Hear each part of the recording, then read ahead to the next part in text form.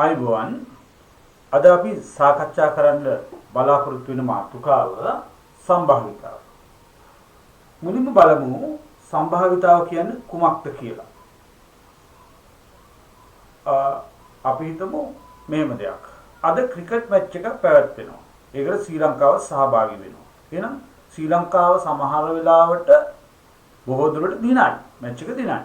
හැබැයි වරදින්නත් පුළුවන්. එහෙනම් මැච් එක ශ්‍රී ලංකාව දිනන්න යම්කිසි හැකියාවක් තියෙනවා.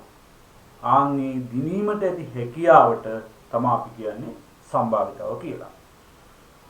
අපි ගණාකාර දාදු ගැටයක් අරගෙන ඒක උඩ දානවා. එතකොට උඩ දාපුවාම 1 ඉඳන් 6 දක්වා ඒකේ අංක දාලා තියෙනවා.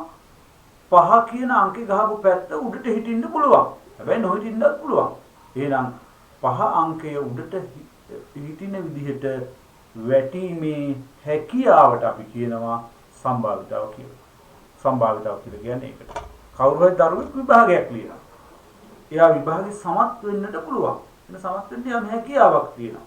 එයාට ඕන හැකියාව වැඩි කරගන්නත් පුළුවන් මහන්සි වෙලා වැඩ කරලා. අන්නේ හැකියාවට තමයි අපි කියන්නේ සම්භාවිතාව කියලා. එහෙනම් යම් සිද්ධියක් සිදු වීමට හෝ නොවීමට ඇති හැකියාව සම්භාවිතාව ලෙස හඳුන්වනවා. අන්න ඒක තමයි සම්භාවිතාව කියලා කියන්නේ. ඊට පස්සේ මම කෙලින්ම කතා කරනවා වැඩි විස්තර කතා නොකර නියති අවකාශය කියන්නේ මොකද්ද? නියති අවකාශය. නියති අවකාශය කියලා කියන්නේ මොකක්ද? අපි බලමු උදාහරණයක් විදිහට කාසියක් උඩ දාන එකක්. එහෙනම් කාසියක් උඩ දැම්මොත් මොකද වෙන්නේ? කාසිය වෙන්න පුළුවන් දේ තමයි එක්ක සිරස ලැබෙයි. සිරස උඩට හිටින විදිහට වැටෙයි. නැත්නම් අගය උඩට හිටින විදිහට වැටෙයි. ඒක තමයි ඒකේ නියති අවකාශය.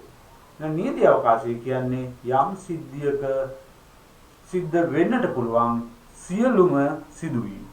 අපි හිතමු ඝනාකාර ධාතු කැටයක්. එකේ සිට අංක ඉවර තියෙනවා 6 දක්වා. මේ ඝනාකාර ධාතු කැටය උඩ දානවා. මේක මොකද වෙන්නට පුළුවන්? සමහර කෙනෙක් කියයි මට ඕකේ වෙන්න පුළුවන් දේ කියන්න පුළුවන් උඩ දැම්මට පස්සේ. මොකද්ද? එක්ක එක වැටෙයි, එක්ක දෙක උඩට හිටින වැටෙයි, නැත්නම් 3 4 5 6. ඔය පැති 6න් එකක් උඩට හිටින විදිහට වැටෙයි. එහෙනම් ඒක තමයි ඒක සිද්ධ වෙන්න පුළුවන් නියති අවකාශය. අන්න ඒක තමයි අපි කියන්නේ නියති අවකාශය කියලා. යම් සිද්ධියක සිදුවිය හැකි සියලුම සිදුවීම් වලට අපි කියනවා එහි නියති අවකාශය කියලා. හරි. ඊට පස්සේ අපි සාකච්ඡා කරනවා නියති අවකාශයෙන් පස්සේ ස්වායත්ත සිද්ධි ගැන. ස්වායත්ත සිද්ධි. ස්වායත්ත සිද්ධි කියන්නේ මොකක්ද? ස්වායත්ත වෙන්න නම් දෙන්නෙක් ඉන්න බෑ. මොනවා හරි සිද්ධ එකක් තියෙනවා. ඒ සිද්ධ දෙක අතර සම්බන්ධයක් තියෙනවද නැද්ද කියන එක තමයි ස්වායත්තද පරායත්තද කියන අදහස. එතකොට යම් සිද්ධි දෙකක් අතර සම්බන්ධයක් නැත්නම් ඒ වගේ සිද්ධි වලට අපි කියනවා ස්වායත්ත සිද්ධි කියලා. උදාහරණයක් හැටියට කාසියක් උඩ දානවා. ඒකේ සිරස ලැබෙන්නට පුළුවන්, අගය ලැබෙන්නට පුළුවන්. ඝනාකාර ධාතු කැටයක් උඩ දැම්මොත් ඒකේ 1 2 3 4 5 6 කියන පැති වලින් එකක් උඩට හිටින විදිහට වැටෙන්න පුළුවන්. ඒතර කාසිය සිරස වැටුණයි කියලා ධාතු කැටේ 4 උඩට හිටින විදිහට වැටෙන්න ඕනේ නැහනේ. කාසියට ඕන විදිහට කාසිය වැටෙනවා. ඝනාකාර ධාතු කැටේට ඕන විදිහට ඝනාකාර ධාතු කැටේ වැටෙනවා. එහෙනම් මේ දෙක අතර සම්භාවිතාව කෙරෙහි සම්බන්ධයක් බලපෑමක් නැහැ. මෙයාගේ කාසිය අගේ වැටුණයි කියලා එයා කියන්නේ නැහැනේ. කාසිය කතා කරලා කියන්නේ නැහැනේ ධාතු කැටේ උඹේ පහ උඩට ඉන්න විදිහට වැටෙන්නේ කියලා. එහෙම බලපෑමක් කරන්නේ නැහැ. එහෙනම් මේ සිද්ධි දෙක තමන්ට ඕන විදිහට තමන් වෙනවා. එහෙනම් අපි කියනවා මේ වගේ සිද්ධි වලට ස්වායත්ත සිද්ධි කියලා කියනවා. මේක ස්වායත්ත සිද්ධියකට උදාහරණයක්. තව උදාහරණයක් අපි ගමු. මේ මල්ලක් තියෙනවා. ඕකේ තියෙනවා රතු බෝල දෙකකුයි නිල් බෝල තුනකුයි. මල් දිහා බලන්නේ නැතුව ඒකට අත දාලා බෝලයක් ඉවතට ගන්නවා. එකක් තමයි එක ක්‍රියාවක් තමයි බෝලයක් ඉවතට ගැනීම. හැබැයි ඒක ආපහු මල්ලට දානවා. දාලා තව බෝලයක් ඉවතට ගන්නවා. එහෙනම් පළවෙනි සැරේ ඉවතට ගැනීම බෝලයක් ඉවතට ගැනීම එක සිද්ධියක්. දෙවෙනි පාර බෝලයක් ඉවතට ගැනීම තව සිද්ධියක්.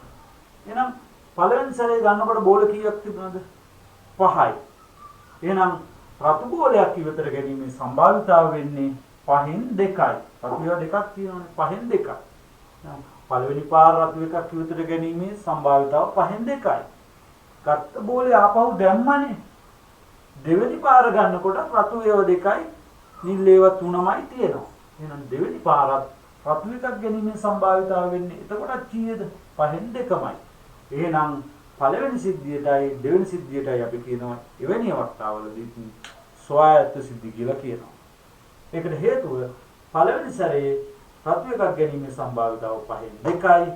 ගත්ත බෝලේ දැම්මා බලපෑමක් ඇති කළේ නෑ පළවෙනි ගැනීම දෙවෙනි ගැනීමට. එහෙනම් එවැනි සිද්ධි වලට අපි කියනවා ස්වායත්ත සිද්ධි කියලා කියනවා. දැන් අපි කෙලින්ම සාකච්ඡා කරන්න යනවා ස්වායත්ත සිද්ධි වලට අදාළ කාටීසියානු කණ්ඩායමතල ගැටලු. ස්වායත්ත සිද්ධි වලට අදාළ කාටීසියානු කණ්ඩායමතල ගැටලු. හරි. අපි බලමු මෙන්න මේම ගානක්. මොකද්ද? කාසියක් සහ 1 සිට 6 තෙක් අංකයේදී ඝනාකාර ධාතු පැටයක් එකවර උඩ දානවා. වස්තු දෙකක් එකවර උඩ දානවා. මෙහි නීති අවකාශය ලක්ෂ්‍ය ප්‍රස්ථාරයක දක්වන්නට කියලා කියනවා. එහෙනම් ඉස්සෙල්ලාම ඔබ සලකන්න කැමති එක. මා සලකනවා ඝනාකාර ධාතු පැටය. එහි නීති අවකාශය මේ අක්ෂය මත ලකුණු කරනවා. මොනවද? 1 2 3 4 5 සහ 6. එහෙනම් මේ මොකද්ද? ඝනාකාර ධාතු කැටය. මේ පැත්තට මා දානවා කාසි.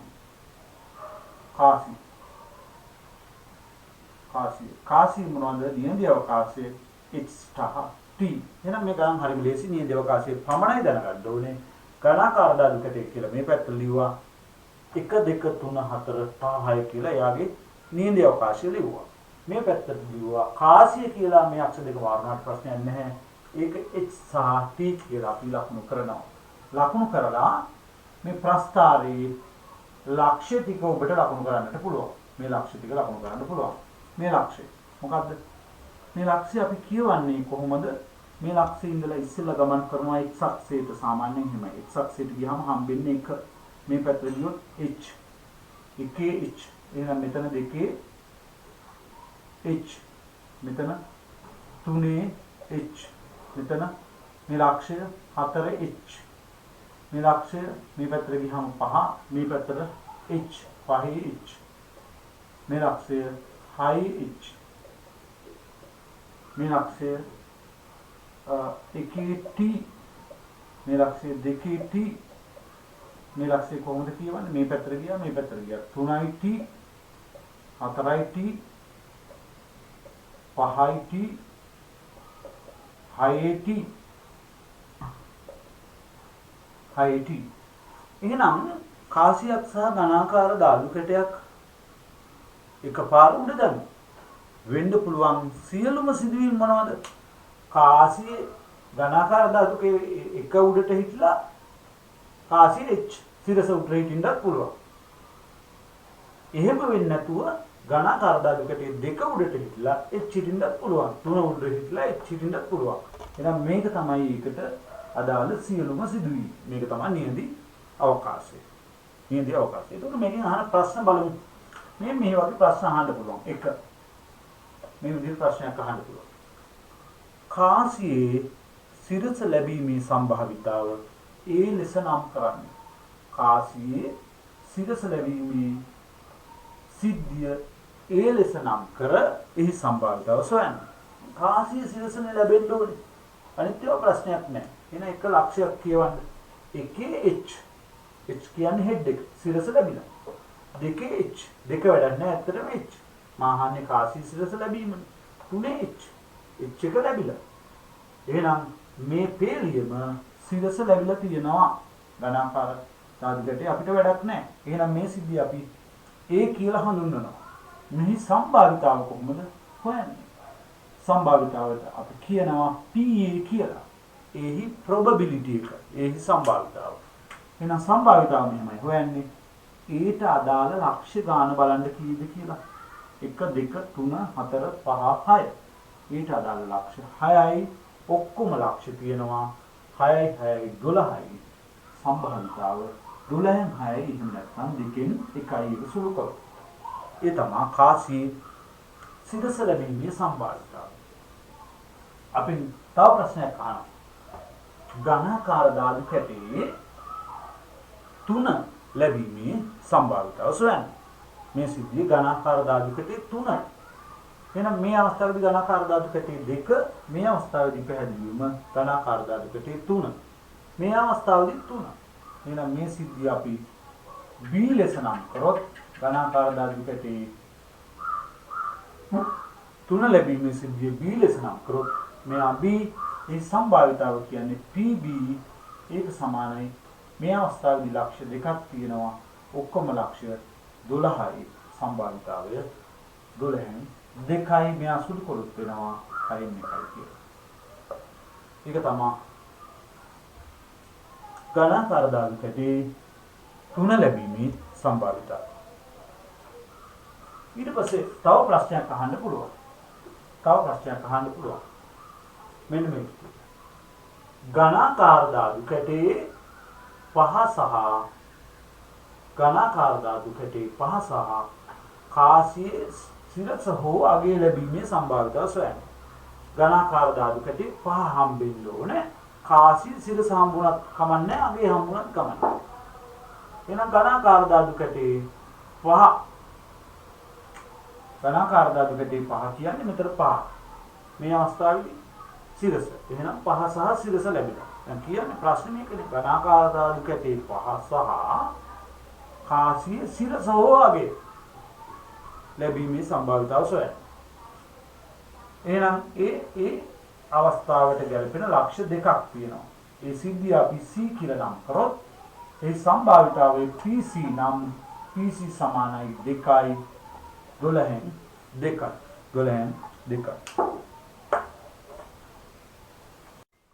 අපි යමු දෙවෙනි උදාහරණයට. මොකක්ද උදාහරණය? ඝනාකාර ධාතු කැටයක් සහ 1 සිට 4 තෙක් අංකයේ චතුස්තලයක් උඩ දාන. ඒක සිද්ධි දෙකක් තියෙනවා. එකක් තමයි ඝනාකාර ධාතු කැටය. ඒකේ නියඳිය අවකාශයේ ඝනාකාර ධාතු කැටයේ නියඳිය අවකාශය මේ අක්ෂය මත ලියනවා. මොනවා නියඳිය අවකාශය? 1 2 3 4 5 6. මේ අක්ෂය මත චතුස්තලය කියලා ලියලා මේ විදිහට ඒ චතුස්තලයේ නියඳිය අවකාශය මේ අක්ෂය මත ලියනවා. ඒක චතුස්තලයේ 1 ඉඳන් 4 දක්වා අංක යොදලා තියෙනවා නම් 1 2 3 4 කියලා අපි ලියනවා. සමහර වෙලාවට උදාහරණයකට දෙන්න පුළුවන් චතුස්තලයේ පැති 4 5 6 7 8 කියලා නම් කරලා කියලා. එතකොට 1 2 3 4 කියලා ලියලා හරියන්නේ නැහැ. එතකොට 5 6 7 8 කියලා ලියන්නට ඕනේ. සමහර ගානක දෙන්න පුළුවන් චතුස්තලයේ අංක දාලා නැහැ. පාටවල් දාලා තියෙනවා. රතු නිල් කහ කොළ කියලා. එහෙනම් ඔබ ලියන්න ඕනේ එවැනි අවස්ථාවක රතු නිල් කහ කොළ කියලා. එහෙමනම් අපිට පුළුවන් මේ විදිහට ඛණ්ඩාංක තලයේ හරි. එතකොට මේ තමයි ඝනාකාර ධාතු කැටේ දානවා මේ අක්ෂය x අක්ෂයට. එහි නියඳිය අවකාශය 1 2 3 4 5 6 කියලා නම් කරනවා. චතුස්තලයේ 1 2 3 4 කියලා නම් කරනවා. ඊට පස්සේ මේ විදිහට මේ ලක්ෂ්‍ය ප්‍රස්තාරයේ ලක්ෂ්‍ය ලකුණු කරනවා. එතකොට මේකේ තියෙනවා මේ වස්තු දෙක එකපාර උඩ දාපුවාම සිදුවිය හැකි සියලුම සිද්ධි. මොනවද සිදුවිය හැකි සියලුම සිද්ධි? එක එක කියන්නේ ඝනාකාර ධාතු කැටේ 1 ලැබිලා චතුස්තලයේ 1 ලැබෙන්න පුළුවන්. ඝනාකාර ධාතු කැටේ 2 ලැබිලා චතුස්තලයේ 1 ලැබෙන්න පුළුවන්. ඝනාකාර ධාතු කැටේ මේ ලක්ෂ්‍ය ඉඳලා මේ පැත්තට එනවා. ඝනාකාර ධාතු කැටේ 3 ලැබිලා චතුස්තලයේ 1 ලැබෙන්න පුළුවන්. ඔය විදිහට සිදුවිය හැකි සියලුම සිද්ධි මේකේ තියෙනවා. දැන් මේකෙන් අපිට අහන්න පුළුවන් ප්‍රශ්න. මම අහන පළවෙනි ප්‍රශ්නේ. කැට දෙකේ අය ගණන් සමාන වීම. ඒ ලෙස නම් කරන්න. කැට දෙකේම තියෙන අය ගණන් සමාන වීම ඒ ලෙස නම් කර එහි සම්භාවිතාව සොයන්න. දැන් බලන්න මොකද්ද මේ කැට දෙකේ අය ගණන් සමාන වෙනවා කියන්නේ මේ ලක්ෂ්‍ය ගන්න 1 1. ඒතකොට කැට දෙකේ තියෙන අගයන් අය ගණන් කියන්නේ අගයන් සමානයි 1 1. එහෙනම් සමානයි. මේ අවස්ථාවේදී ඝනාකාර ධාතු කැටේ 2නේ. චතුස්තලයේ 1 2යි 1යි. මේ දෙක සමාන නැහැ. 2යි 2යි නේ ඉලක්කම් දෙක සමානයි. 3යි 3යි 4යි 4යි.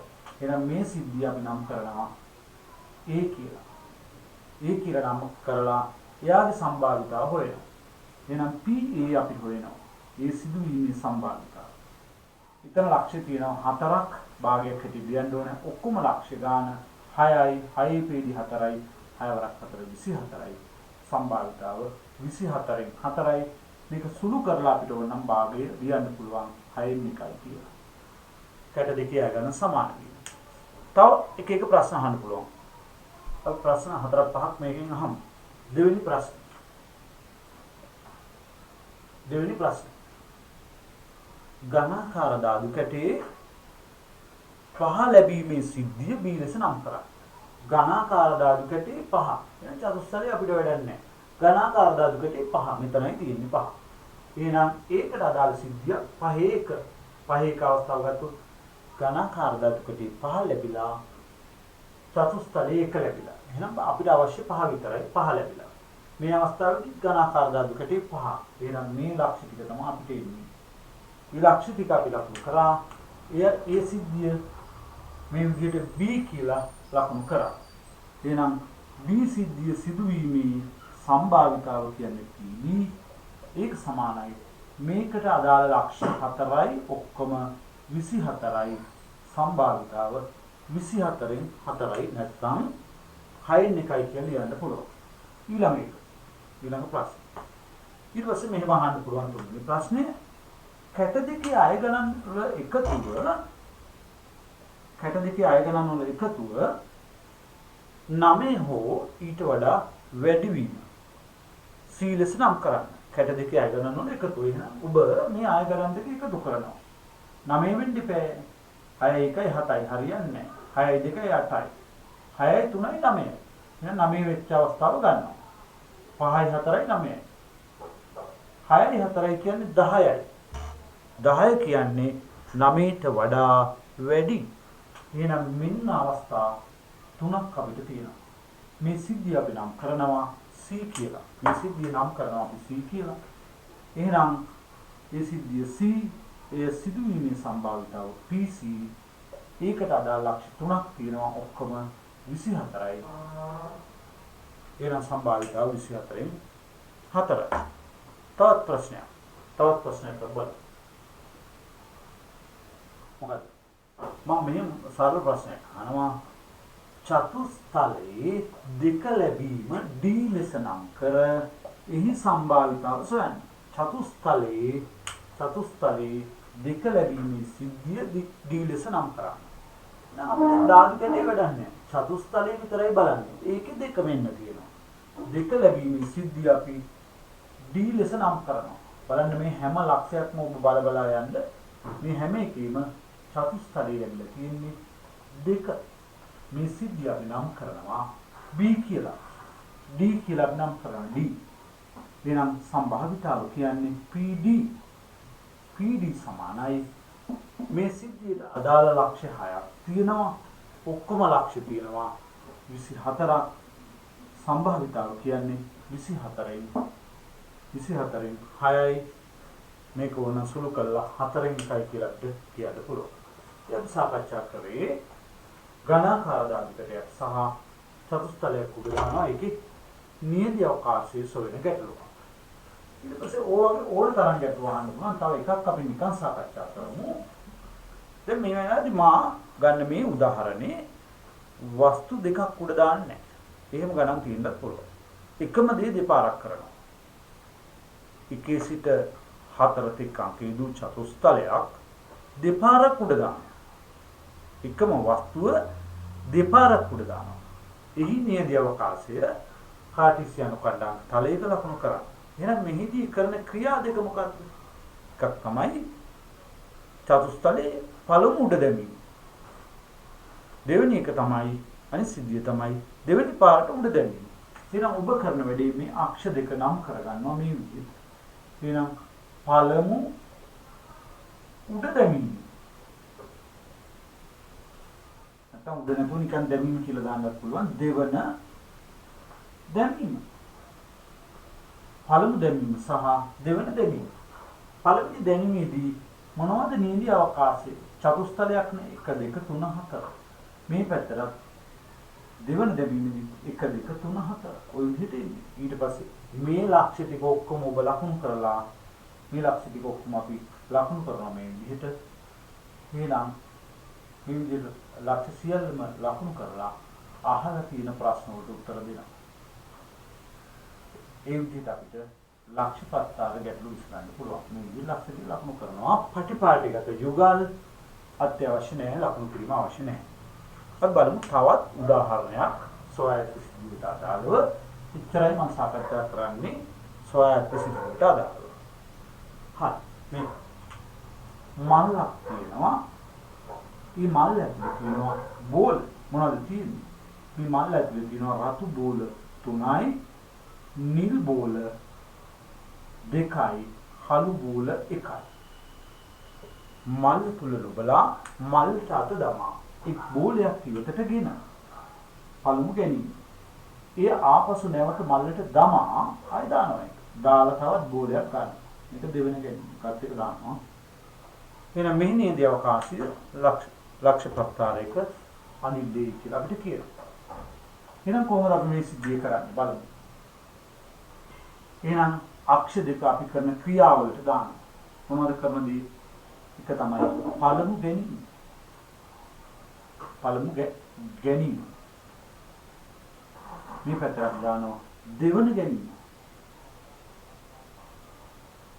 පළමු ගැනීමේදී මොනවද අහුවෙන්න පුළුවන්? රතු බෝල 3. එහෙනම් 1යි 2යි 3යි, නිල් බෝල 2යි, කහ බෝල. රතු බෝල 3යි, නිල් බෝල 2යි, කහ බෝලය.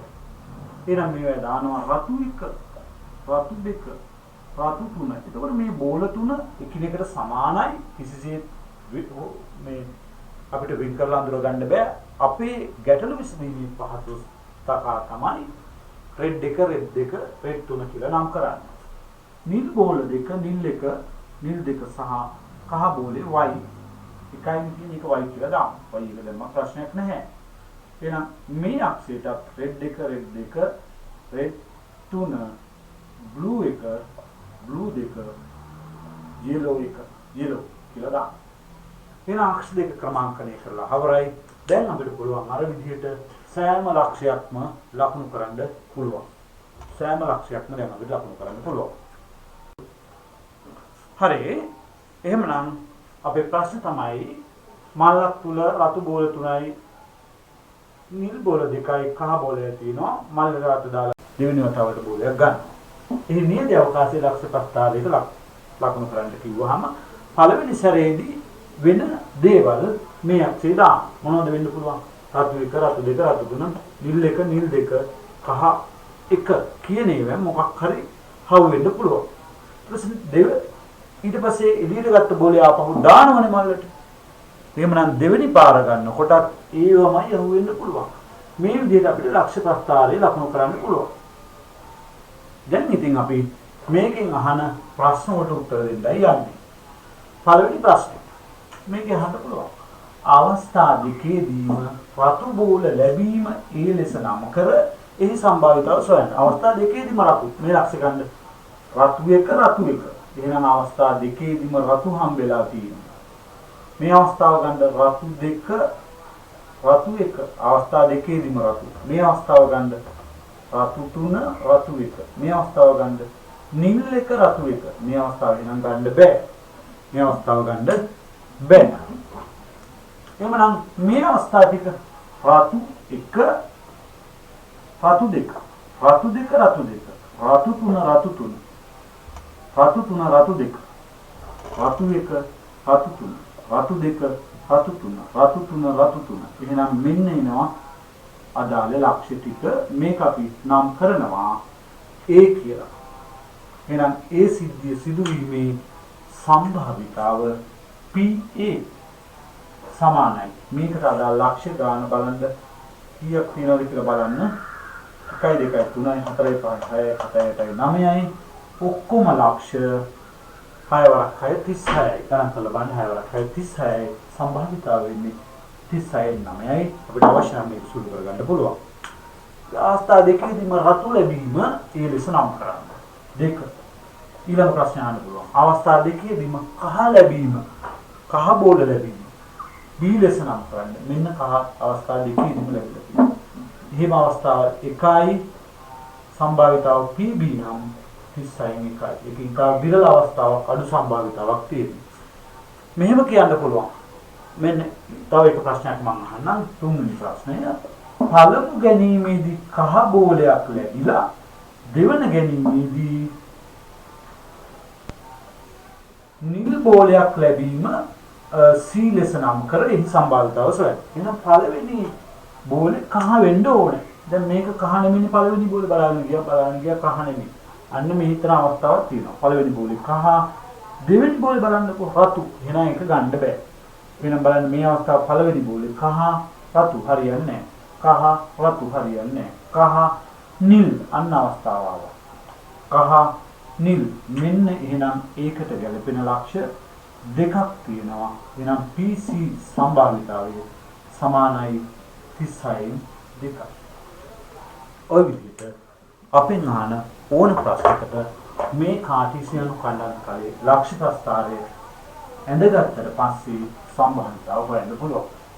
ඒ අපි සාකච්ඡා කරේ ස්වායත්ත සිද්ධි වලට අදාළ ගැටලු ගැන. දැන් අපි සාකච්ඡා කරන්න යන්නේ පරායත්ත සිද්ධියක් කියන්නේ මොකක්ද සහ ඒකෙන් එක ගැටලුවක් විතර වගේ අපි සාකච්ඡා කරනවා. එක ගැටලුවක් සාකච්ඡා කරනවා. අපි ගමු මල්ලක් තියෙනවා පරායත්ත සිද්ධියක් කියන්නේ මොකක්ද කියලා. බලන්න. මල්ලි තියෙනවා රතු බෝල 3කුයි නිල් බෝල 2කුයි.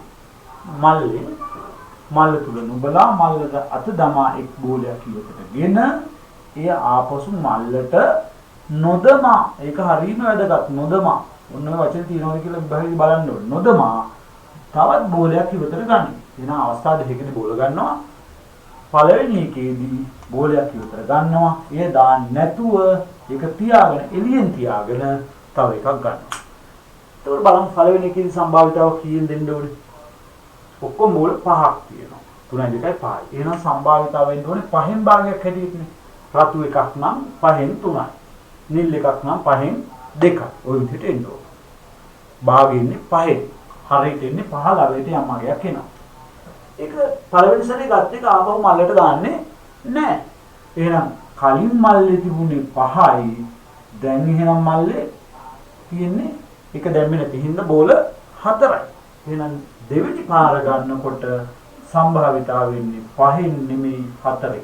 එහෙනම් ඔබට පැහැදිලි පළවෙනි එකේ සම්භාවිතාවයි දෙවෙනි එකේ සම්භාවිතාව පළවෙනි ක්‍රියාව දෙවෙනි ක්‍රියාවට බලපෑමක් ඇති කරලා තියෙනවා. ඒ හින්දා තමයි මෙතන 5න් ඇවිල්ලා මෙතන 4න් ආවේ. එහෙනම් මෙවැනි සිද්ධි දෙකකට කියනවා පරායත්ත සිද්ධි කියලා. එහෙනම් පරායත්ත සිද්ධියක් කියන්නේ කුමක්ද? පළමු සිද්ධිය දෙවන සිද්ධිය සම්භාවිතාව කෙරෙහි බලපෑමක් ඇති කරයි නම් එවැනි සිද්ධි පරායත්ත සිද්ධි ලෙස හඳුන්වයි. උදාහරණයක් ගමු. අපි බලමු මේ අවස්ථාවම කොහොමද කාටීසියන් කණ්ඩායම් තලයක ලකුණු කරන්නේ කියලා. අර විදිහටම අර ඉස්සෙල්ලා විදිහටමයි මේකත් කරන්නේ. පොඩි කපටි වැඩක් වගේ එකක් කරලා තමයි මේක ලක්ෂ්‍ය ලකුණු කරන්නේ ඉතරයි තියෙන්නේ. එහෙනම් මේ පැත්තට දානවා පළමු ගැනීම. මේ පැත්තට දෙවන ගැනීම. පළමු ගැනීමෙදි හම්බෙන්න පුළුවන් ඒවා අර විදිහටම ලකුණු කරනවා. බෝල 4යි තියෙන්නේ. 5යි තියෙන්නේ. රතු 1, රතු 2, රතු 3, නිල් 1, නිල් 2. මේ පැත්තට ඒවමයි අපි ලකුණු කරන්නේ රතු 1, රතු 2, රතු 3, නිල් 1 සහ නිල් 2. මේක දෙවන ගැනීම. රතු 1, රතු 2, රතු 3, නිල් 1 සහ නිල් 2. දැන් අපි යනවා පොඩි උදාහරණයක් ගමු. අපි හිතමු පන්ති කාමරයක ඉන්නවා තරිඳු කියලා කෙනෙක්. පන්තික තරිඳු කියන එකම එක ළමයා ඉන්නේ. එයා ඉන්නවා. එයා එළියට යනවා පන්තියෙන් එළියට. එයා ආපහු නැවත පන්තියට එන්නේ නැහැ. දෙවෙනි පාර තරිඳුටම ගියා හැකිද? යන්න බෑ. හේතුව එයා ගියානේ. ආවේ නැහැ. එයා ආවේ නැහැ. හොල්මනක් දෙවෙනි පාරත් යනවා. එහෙනම් දෙවෙනි පාරේ යන්න බෑ. තරිඳුටම. එහෙනම් ඒක ආන්න පරායත්ත සිද්ධියක්. ඒ වගේ දැන් මේ අවස්ථාවේදී ඔබ ලක්ෂ්‍ය ලකුණු කරනකොට බොහොම කල්පනාවෙන් ලකුණු කරන්න ඕනේ. ලක්ෂ්‍ය ලකුණු කරනකොට කල්පනාවෙන් ලකුණු කරන්න ඕනේ. බලන්න මේ ලක්ෂ්‍ය ලකුණු වෙනවද කියලා. මේ ලක්ෂ්‍ය ලකුණු වෙනවද? රතු එක කියලා අපි නම් කරේ එක්තරා බෝලයක්. පළවෙනි සැරේ අත දාලා රතු එක කියන බෝලේ ගත්තා. මල්ලේ. දෙවෙනි පාරත් අර රතු එකම ඒ බෝලෙම ගන්න බෑනේ. ඇයි? පළවෙනි පාර ගත් එක එතකොට දැම්මේ නැති නිසා දෙවෙනි පාර රතු එකම ගන්න බෑ. එහෙනම් මේ ලක්ෂ්‍ය ඔබ ලකුණු කරන්නේ නෑ. මේක හිස්ස තියෙනවා. මේ ලක්ෂ්‍ය අනිත් ලක්ෂ්‍ය ටික ලකුණු කරගෙන යන්න අපි මේ ලක්ෂ්‍ය ලකුණු වෙනවා. ඒ ලකුණු වෙන්නේ කියලා තේරෙනවා. රතු දෙක බෝලේ පළවෙනි පාර අරගෙන දෙවෙනි පාර රතු එක ගන්න පුළුවන්. පළවෙනි පාර එහෙනම් ඔබට පේනවා රතු එක කියන ලක්ෂ්‍ය ලකුණු වෙන්නේ නැහැ. ඒකට හේතුව පළවෙනි සැරේ රතු එක කියන බෝලේ ගත්තා නම් ඒක දැම්මේ නැත්නම් දෙවෙනි පාරට රතු එක කියන බෝලයක් ගන්න බෑ. එහෙනම් මේ ලක්ෂ්‍ය හිස්ව තියෙනවා. මේ ලක්ෂ්‍ය රතු දෙක රතු එක වෙන්න පුළුවන්. පළවෙනි පාර රතු දෙක කියන බෝලේ අරගෙන දෙවෙනි පාර අත දාලා අර වෙන රතු බෝලයක් ගන්න පුළුවන්. මේ අවස්ථාවත් වෙන්න පුළුවන්, මේකත් වෙන්න පුළුවන්, මේකත් වෙන්න පුළුවන්. මේක වෙන්න බෑ. මේ අවස්ථාව ආවේ හැටියට කියලා බලන්න. රතු දෙක. එහෙනම් එකම සිද්ධිය නම් සිද්ධ වෙන්නේ. එවැනි ලක්ෂ්‍ය අපි ලකුණු කරන්නේ මේ ගැටලුවේදී. ඒකයි විශේෂත්වය. එහෙනම් මේකෙදී අපි මේවා රතු එක රතු දෙක රතු තුන නිල් එක නිල් දෙක කියන ලක්ෂ්‍ය ටික ලකුණු කරන්නේ නැතුව ඛණ්ඩාංග තලයේ ඉතුරු සියලු ලක්ෂ්‍ය ලකුණු කරනවා. ඒක තමයි පරායත්ත සිද්ධියක තියෙන විශේෂත්වය. මේක තමයි හිමියේදී අවකාශය. ඒත් මේක සම්භාවිතාව වෙන්නේ මේ පැත්තට තියෙනවා 1 2 3 4යි 4 පීඩි 1 2 3 4යි 4 16න් තමයි සම්භාවිතාව වෙන්නේ. මේක ප්‍රශ්න අහන්න පුළුවන්. පළවෙනි ප්‍රශ්නේ. මේම අහන්න පුළුවන්. අවස්ථා දෙකේදීම රතු බෝල ලැබීමේ සිද්ධිය ඒ ලෙස නම් කර එහි සම්භාවිතාව සොයන්න. අවස්ථා දෙකේදීම රතු බෝල. මේ අවස්ථාව ගත්ත හැකිද? රතු දෙක රතු එක. අවස්ථා දෙකේදීම රතු පාටයි. මේ අවස්ථාවේදී අවස්ථා දෙකේදීම රතු. මේ අවස්ථාවේදී අවස්ථා දෙකේදීම රතු. මේකදී රතු මෙන්න මෙහෙම එනවා. ලක්ෂ්‍ය 6ක් වෙන සම්භාවිතාව. ඒ සිද්ධිය අපි ඒ කියලා නම් කරොත් සිද්ධිය ඒ නම් සම්භාවිතාවේ PA එනම් PA සමානයි 1 2 3 4යි 4 වරක් 4 16යි සම්භාවිතාව වෙන්නේ 16න් 4යි. අවස්ථා දෙකේදීම රතු ලැබීමේ සම්භාවිතාව. ඊළඟ ප්‍රශ්නය හවුත් අවස්ථා දෙකේදීම නිල් ලැබීමේ සිද්ධිය B නම් අවස්ථා දෙකේදීම නිල් නම් මෙන්න මේකන බලන්න ඒක බෑ. මේ අවස්ථාව ගත්ත හැකිද? පුළුවන්. මේ අවස්ථාව ගත්ත හැකිද? නිල් දෙක රතු බෑ. අවස්ථා දෙකේදීම නිල් වෙන්නේ මෙන්න මේ අවස්ථා දෙකේ පමණයි. එහෙනම් PB කියන්නේ B සම්භාවිතාවය 2යි 16න් 2. ඒකට මෙහෙම කියන්නත් පුළුවන්. තව ප්‍රශ්නයක් ඉතින් නවත්තමු. පළමු ගැනීමේදී රතු හම්බෙලා දෙවෙනි අවස්ථාවේදී නිල් ලැබීමේ සම්භාවිතාවය. පළවෙනි ගැනීමේදී රතු දෙවෙනි අවස්ථාවේදී නිල් ලැබීමේ සම්භාවිතාවය. ඒ සිද්ධිය C. ඒක සම්භාවිතාව හොයන්න කියලා කියනවා PC. නම් බලමු අපි ලක්ෂ්‍ය කීපයක් බලපුවම තේරෙනවා. මේ අවස්ථාව හරියන්නේ රතු. මේ අවස්ථාව පුළුවන්ද පළවෙනි පාර රතු එක දෙවෙනි පාර නිල් එක. එහෙනම් රතු සහ නිල් ගන්න පුළුවන්. මේ අවස්ථාව පළවෙනි පාර රතු දෙවෙනි පාර නේ. පළවෙනි පාර රතු දෙවෙනි පාර නේ. මේ අවස්ථාව ටික ගන්න පුළුවන් නම් මේකත් ගන්න පුළුවන්. මේක තමයි එන්නේ. මේ පැත්තේ එකක් තියෙනවද කියලා බලමු. පළවෙනි පාර නිල් අපි කියන්නේ පළවෙනි පාර රතු හම්බෙන්නේ කියලා. මේව ගන්න බෑ. එහෙනම් ඒකට අදාළ ලක්ෂ්‍ය 3යි 6ක් තියෙනවා සම්භාවිතාව වෙන්නේ 6යි කියලා. කීම් 6යිද 16න් 6යි. එහෙනම් මේ විදිහට පරායත්ත සිද්ධි යටතේ දෙන ඕනෑම ගැටලුවක් හදන්න පුළුවන්. තව එකක් චුට්ටක් සාකච්ඡා කරලා බලමු. මෙන්න මේවා ගණන් දෙන්න පුළුවන් විවිධ විදිහට ගැටලු වෙනස් කරලා දෙන්න පුළුවන්. අපිට මල්ලක් නැතුව බෝතලයක තියෙනවා ටොපි වර්ග කියලා දෙන්නත් පුළුවන්. බෝතලයක තියෙනවා ප්‍රමාණයෙන් සමාන කාටවත් හොයලා වින් කරන්න බැරි එක එක රස තියෙන ඒවා. පැණි රස ටොපි 3යි. තව සැර රස ටොපි 5යි.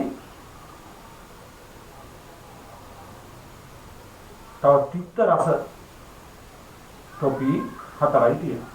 එතකොට මේ බෝතලේ තුල නුඹලා ඒකට අත දාලා ටොපියක් ඉවතරගෙන ඒ නොදමා තව එකක් ගන්නවා කිව්වොත් ඒත් පුළුවන් ඔබට පුළුවන් මේ පැත්තට පළමු ගැනීම මේ පැත්තට දෙවෙනි ගැනීම කියලා දාලා ওই විදිහට නියඳ අවකාශ ලකුණු කරලා ලක්ෂ්‍ය ලකුණු කරන්න පුළුවන්.